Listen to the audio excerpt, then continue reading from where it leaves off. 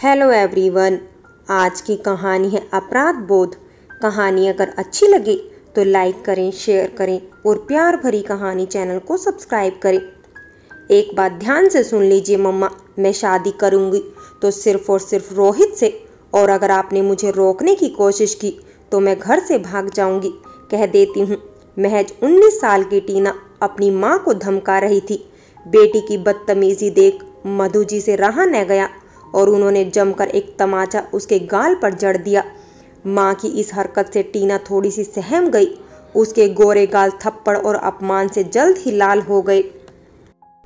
आंखों से आंसू बह रहे थे, पर फिर भी एक हाथ गाल पर रख उसने गुस्से से कहा, मेरा रोहित ही सच्चा प्यार करता है मुझसे, इसलिए समझता है मुझे। याद रखिए मम्मा, अगर आपने मुझे रोहित से मिलने के लिए पाबंदी लगाई तो मैं जहर खा लूंगी। और धड़ाम की आवाज के साथ उसने अपने बेडरूम का दरवाजा बंद कर लिया। मधु जी ऐसी सोफे पर बैठ गई। गुस्सा, डर, दुख और जवान बेटी पर हाथ उठाने का अपराध बोध, न जाने कितनी भावनाओं का सैलाब उनकी आंखों से उमड़ रहा था। रह रहकर उन्हें बस यही सवाल खाए जा रहा था, क्या कमी रह गई थी उनके संस्कारों में। मधु और विवेक की इकलौती बेटी टीना दोनों की आंखों का तारा थी। उसकी अच्छी परवरिश के लिए मधु जी ने अपनी नौकरी तक छोड़ दी थी। विवेक जी ने दिन रात मेहनत कर बेटी को हमेशा अच्छे से अच्छे सुविधा दी थी। उन दोनों के विश्वास को सही ठहराते हुए टीना भी हमेशा पढ़ाई में अव्वल नंबर पर रही। पर 12वीं के बाद IIT में दाखिला न मिलने से उसने 1 साल और पढ़ाई कर फिर से उसकी प्रवेश परीक्षा देने का निर्णय लिया और बस वहीं से सारे फेरे उल्टे पड़ने शुरू हो गए। दरअसल टीना के IIT क्लास के बाजू वाली बिल्डिंग में रोहित का गैरेज था। दिखने में अच्छा और गिटार बजाने वाला रोहित उस मोहल्ले की सारी लड़कियों में सलमान खान के नाम से लोकप्रिय था। पर इस सलमान ने 8वीं में ही स्कूल छोड़ दिया था और मोहल्ले में आवारागर्दी करता फिरता था। हर रोज अपनी स्कूटी से आती जाती टीना उसे पहली ही नज़र में भा गई थी। पहले रोहित ने पूछताछ कर उसकी सारी जन्म कुंडली निकलवाई और फिर बहुत दिनों तक उसका पीछा कर उसके लिए गिटार बजाकर दोस्तों के हाथों उसे गिफ्ट भिजवाकर जब एक दिन उसे फिल्मी स्टाइल में प्रपोज किया तो टीना मना न कर पाई। वैसे भी कॉलेज के सारे दोस्त बिखर जाने से वह थोड़ी सी अकेली हो गई थी। ऊपर से IIT में एडमिशन ना मिलने से और इसी वजह से पापा की डांट खाने से थोड़ी सी परेशान भी थी। उसकी ठीक इसी मनोस्थिति का फायदा उठाकर रोहित ने उसे सहानुभूति जताई और फिर अपने प्यार के जाल में फंसाया। रोहित की अपने प्रति दीवानगी देख टीना को उसके बेहद खास होने का एहसास होता। उसका गाना, गिटार, फिल्मी अंदाज, इन सब पर टीना फिदा हो चली थी। और यह उम्र भी भले बुरे का फर्क जानने की कहाँ होती है। बस फिर क्या था, टीना अपनी IIT क्लास मिस कर घंटों रोहित के साथ घूमती रहती।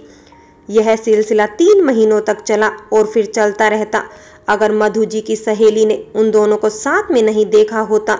सहेली की बातों पर एक पल को मधु जी को विश्वास ही नहीं हुआ। पर आज जब उन्होंने खुद बेटी के IIT क्लास जाकर छानबीन की तब जाकर उन्हें सच्चाई का पता चला।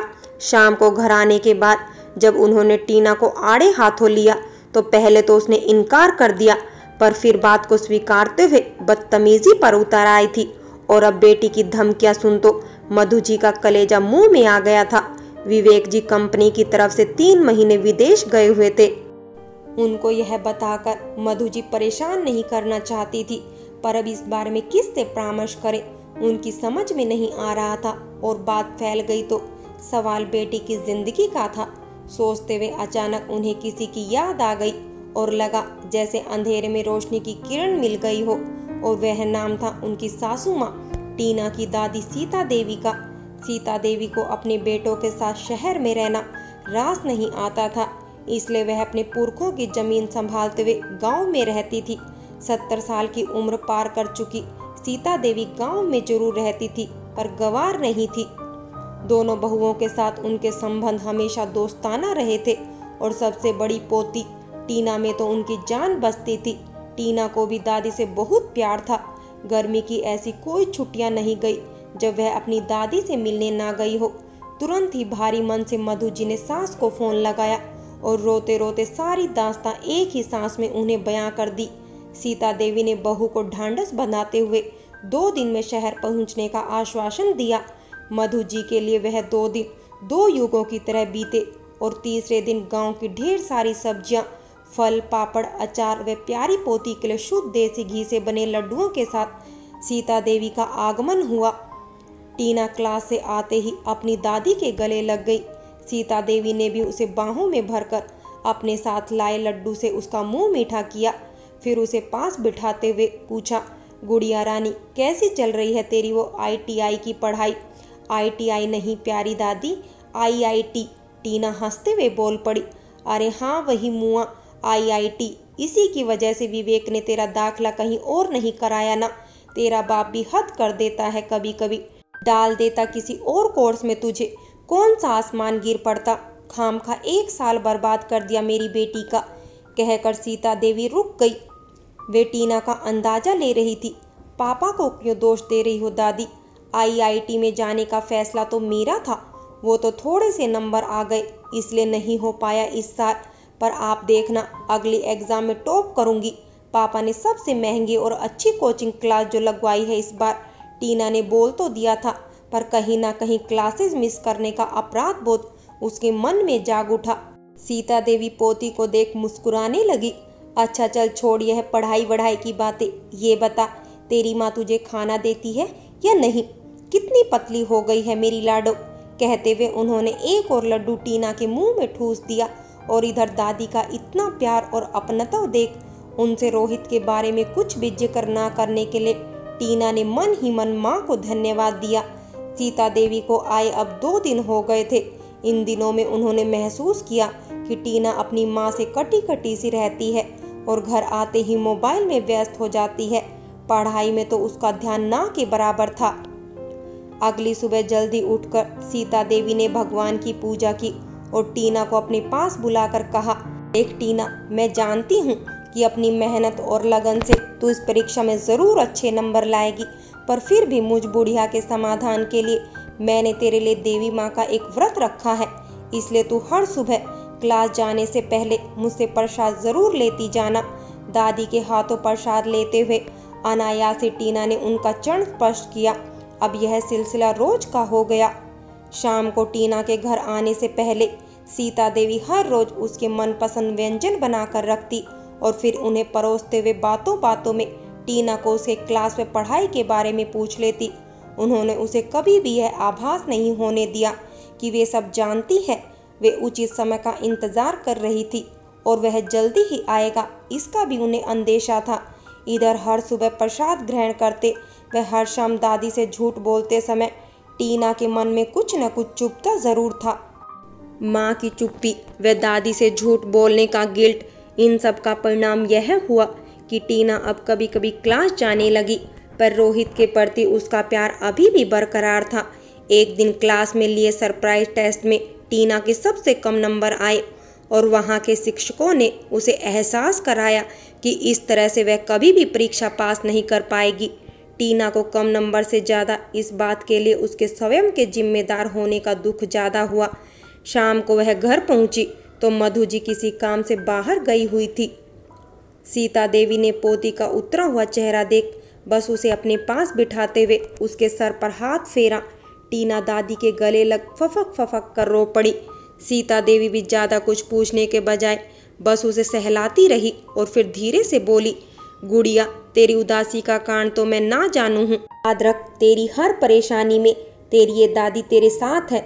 उनका इतना कहना था कि टीना के सब्र का बांध टूट गया और उसने रोहित की दोस्ती, माँ की डांट से लेकर आज के टेस्ट रिजल्ट तक की सारी बातें दादी से साझा कर अपना दिल हल्का किया। भावनाओं के सैलाब में बहकर टीना ने सारी बातें दादी से कह तो दी, पर अब उसे डर लग रहा था कि कहीं वह भी गुस्सा होकर माँ के जैसे उस पर हाथ न उठा दे या फिर नाराज होकर उसे बात करना ही ना छोड़ दे। पर सीता देवी ने भी अपने बाल धूप में सफ़ेद नहीं किए थे।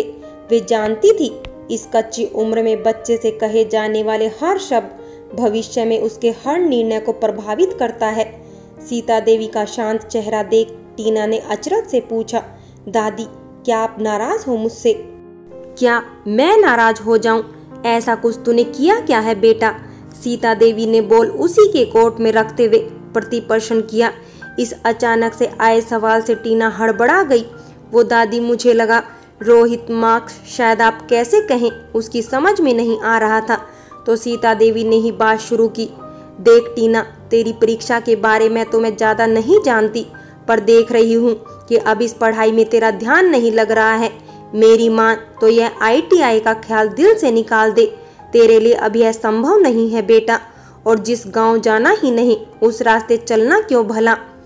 उनकी अपेक्षा अनुरूप बात टीना को तीर की तरह चुभ गई और वह तपाक से बोल पड़ी। पहली बात तो यह ITI नहीं IIT है, और दूसरी बात मैं बिल्कुल इसके काबिल हूँ दादी।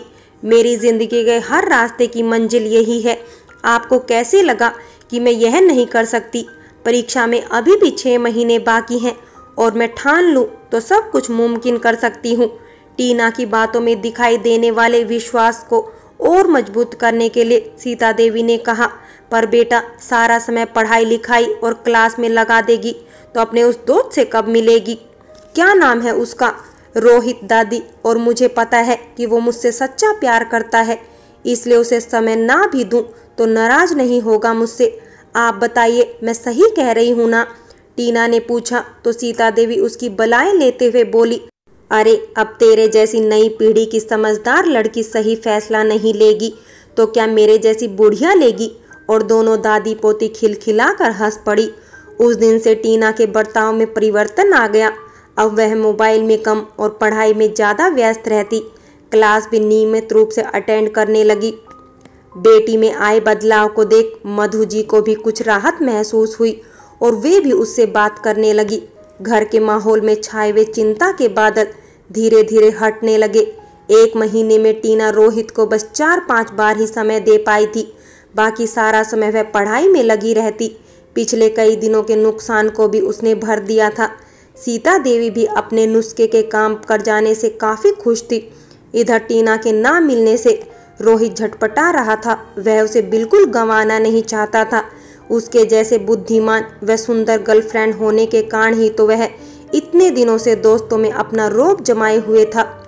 अब वही दोस्त उसे चिढ़ाने लगे थे। अब वह किसी भी हालत में टीना को पाना चाहता था। उसने उसे हमेशा की तरह रोज मिलने के लिए मनाने की कोशिश की, पर अब टीना अपनी क्लास मिस नहीं करना चाहती थी। पर हमारा सलमान भी इतनी जल्दी हार कैसे मान लेता भला? उसने उस पर इमोशनल प्रेशर डालने के लिए एक नया तरीका आजमाया। रोहित के प्यार में पूरी तरह डूबी टीना उसकी बातों में आ गई और एक दिन शाम को घर आने के बाद उसने सीता देवी से बात करते हुए एक बम विस्फोट किया। दादी, मैं रोहित से जल्द शादी करना चाहती हूँ। फ्रेंड्स, बाकी की कहानी अगले भाग में देखें, और अगर कहानी अच्छी लगी हो तो लाइक करें, शेयर करें और प्यार भरी कहानी चैनल को सब्सक्राइब करें।